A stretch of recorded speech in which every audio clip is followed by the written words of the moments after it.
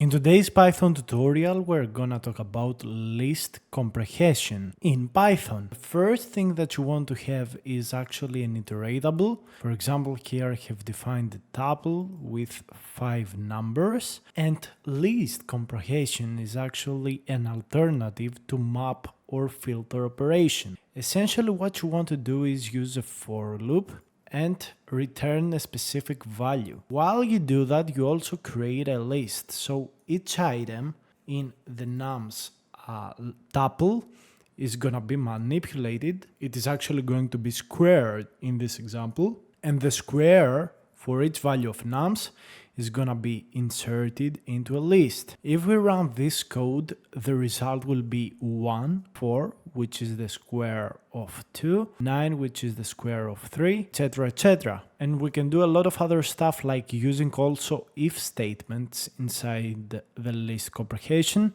So for example, here what we want to do is actually keep only the even numbers from 0 to 10. So if the modulo division of I with 2 is equals to 0, then we wanna keep the value and add it to this list. So the first value that returns true for this is actually 0.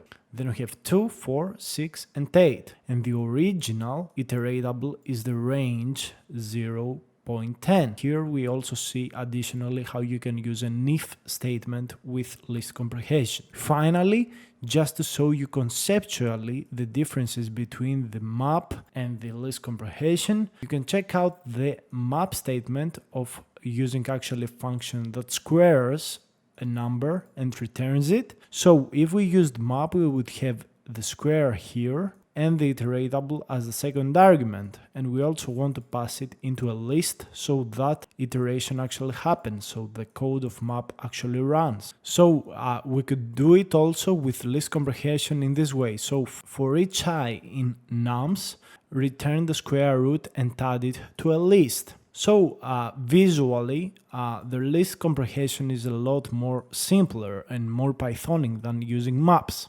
And also one of the things that you need to know is that list comprehension is actually faster than map. Also here you can see an operation that is doing filtering. So what you can do with list comprehension is actually do filter and map in pretty much the same way. So you can do map and filter using list comprehensions in just a single statement with very small differences. So a filter would actually check if the value is equal to true for a statement, while map would apply a function to every item of an iteratable. So I suggest that you use list comprehension and not map and filter. But if you want to learn more about map and filter operations and lambda functions, you can check out the tutorial in my YouTube channel.